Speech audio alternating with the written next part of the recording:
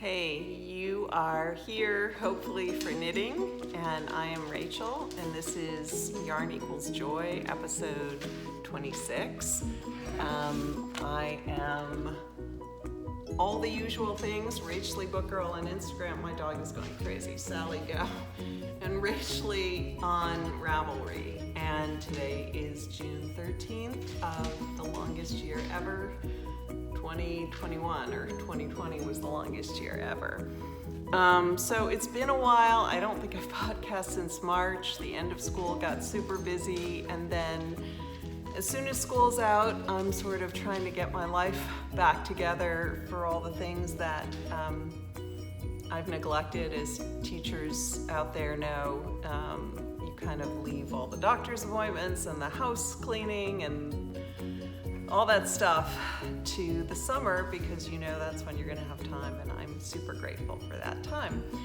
But I do have some knitting to show today, and as usual, this will be really in and out pretty quick, hopefully, but I just wanted to stop by and say hi. If you were just finding me, please stick around and check the little subscribe button, and if you are one of the little small cohort who have been following me, thank you. I'd love to grow this a little bit, but obviously it's not that big a deal, and I don't, I don't give it a ton of time because my real life is super busy. But I love knitting, I love yarn, I love fiber, and I love connecting with other people who love the things I love.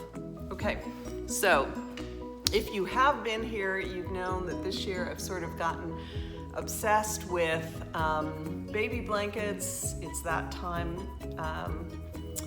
in my life for my children's friends to start having babies, and I've sent the first two off. This is the third version. It's a marled version.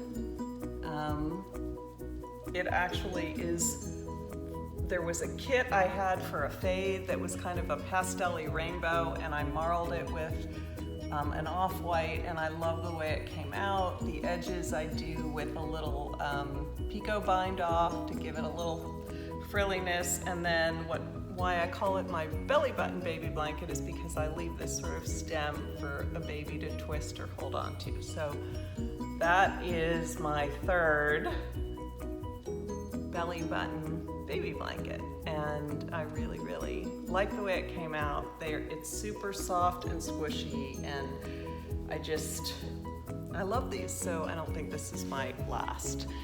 The only other, it's hot in here, sorry, it's hot knitting, hot filming, and it's hot in Texas right now.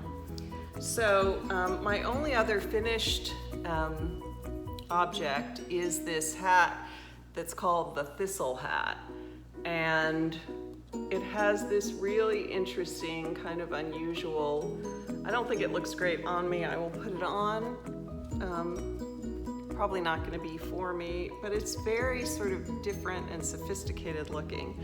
I'll tell you a little bit about how I found it. So there was an old magazine of mine. Hold on one second. Yikes.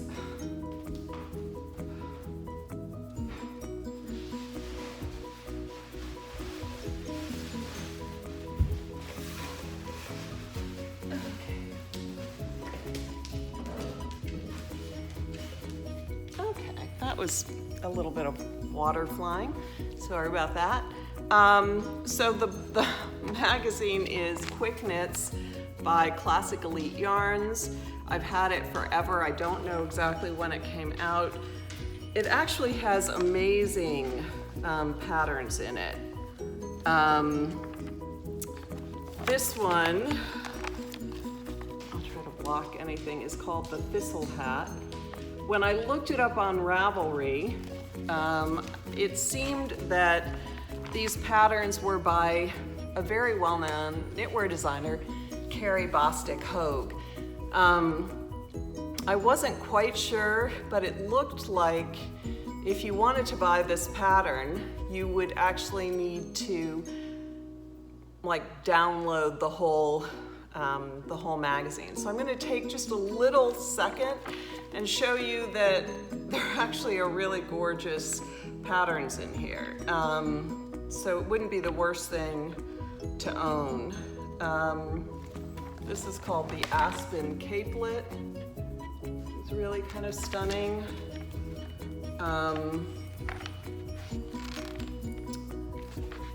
These are really cool leg warmers with color work.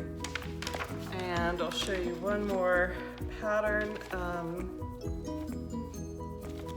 Let's see. There is this fun frog, and I'm sort of getting into stuffies a little bit, and I will talk about that in a minute. So that's it for whips, the hat and the belly button baby blanket. And then I'm going to show you, I think, four whips.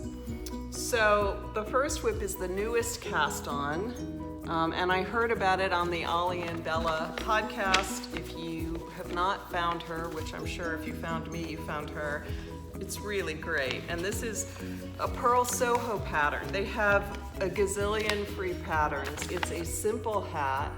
What caught my eye about it was that the first part of it is a very big ribbed brim, which you can fold up and uses fingering weight doubled. And then when you get to the actual body of the cap, you're using a strand of fingering and a strand of mohair. And of course, if you've been here a while, you know I have a crazy stash. So I went looking and I found this beautiful hedgehog fiber in Crybaby. And so literally just cast on this morning for this hat. Probably just like the other hat will be probably a gift knit this holiday season. This probably will as well, but it's fun to knit, and I will be traveling a little bit this summer, thank God for the vaccine. I hope you all have found a vaccine and taken a vaccine and gotten us closer to getting out of this pandemic craziness. So that's project number one. I have a million projects. That's something else that I've realized right now, that I keep casting on and not finishing everything, and so I really need to slow down with the casting on. I have some deadlines, which I'll talk about in a minute. The next whip is something really different for me. It's called Vera on Ravelry. It is I can't remember if it was free, but it is a very well-loved pattern of doesn't really look like it, of a teddy bear. I'm using stash that I had in Lamb's Pride Bulky in this really teddy bearish brown and blackish color, brown and dark brown. So it's the perfect color. I don't know if I'm gonna like this. This, I think, is where you're gonna pick up and make teddy bear ears. These, it said, were gonna be the eyes and the nose, so I just put a pin so I don't get confused. I've already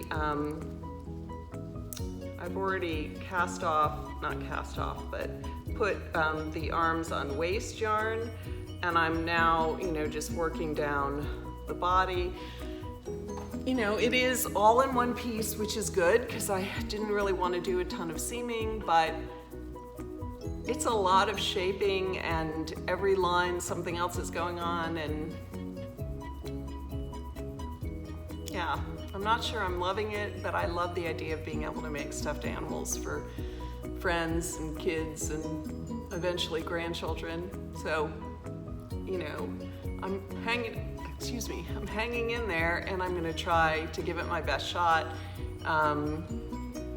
We'll see. One thing I know with the Lamb's Pride Bulky, I used to do a lot of felting, and I know this felts beautifully, so if for some reason I think it's just not, there are holes in it or something, I could felt it, and I think it would just be a smaller bear, but that might be cute too. I also have a small bear to show you at the end of this podcast. Okay, so that is the bear and the hat. And then the third whip I want to show you is from Helen Stewart, Curious Handmaid's latest Shawl Society. I think it's Shawl Society number 5. It is called the curling mist shawl, and that's the picture. So one of the things that I liked about this, you can't really see very much about it, was that it was sort of simple and meditative, and you know how much I like meditative knitting.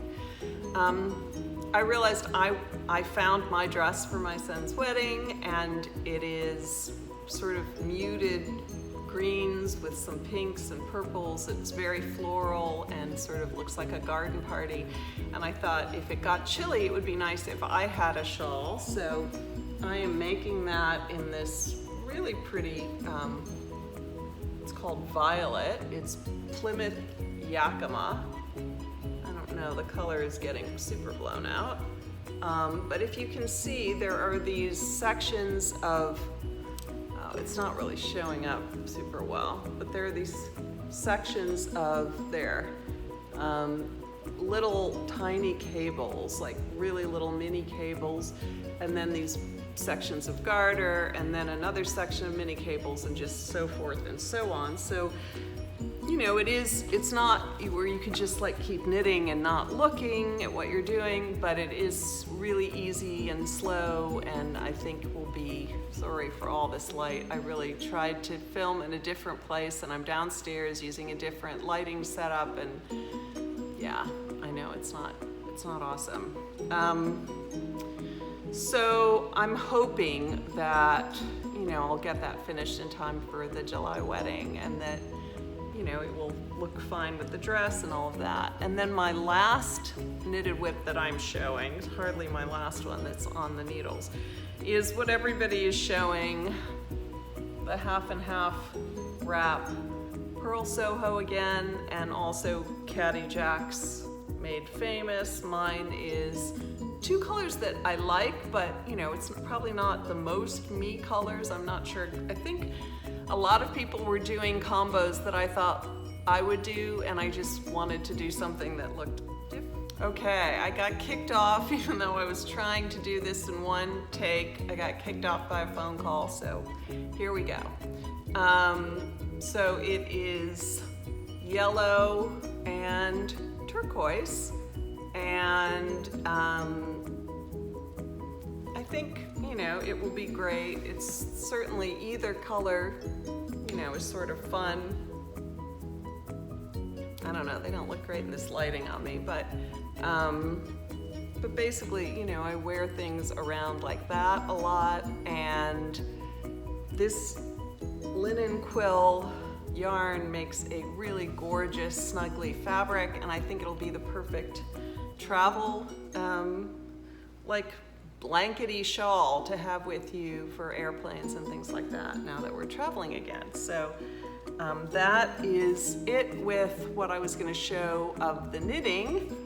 And then I have this little tiny silly thing to show you. So you know, I'm traveling to the East Coast in a bit, and I will be with my kids, and one of my kids has a dear friend from childhood who's married now with a kid of his own, and they will also be near where we are, so we'll probably see them. I already sent them one of the baby blankets and some other things, but I wanted to have something when I actually met the baby. So there was this little sewing pattern for a little bear. It is so wobbly and not perfect, but I think it will be well loved. It's just an embroidered little face with felt and felt ears.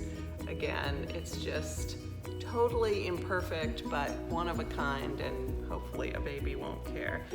And then I also ordered some of these safe, like wooden rings, and made this, it's like a bunny ear teething ring. What I like about it is that it suggests that you put terry cloth on the other side, so it's absorbable when they, you know, when they have drool and all of that when they're teething.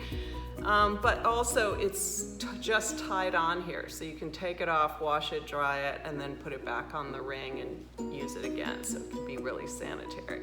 So anyway, we are going somewhere hopefully where we will eat lobster, and so I thought the lobster fabric was is super cute. So that is that. And then the only other thing I wanted to talk briefly about was that I have been watching still on Acorn, Midsummer Mysteries, which I thought were really boring and slow at the beginning, and now I've gotten totally obsessed with it, and it goes on for many, many, many years of seasons, which is really fun. And then the other thing everyone is talking about, and I got on this bandwagon, is Mayor of Easttown. If you haven't seen it, see it. It's just a really well done series. The acting is brilliant, and it just keeps your interest the whole time, and there aren't that many. I think there's 7 episodes, but super, super fun. So try that. And then a little bit of a different note, I wanted to talk about a book that was actually recommended to me several years ago, but I put it off and put it off. It was just on my bookshelf, and then it just seemed like the right time to check it out. It's called The Trance of Scarcity, and let me get the author for you. Victoria Castle. It's available on Amazon, and it's not a novel.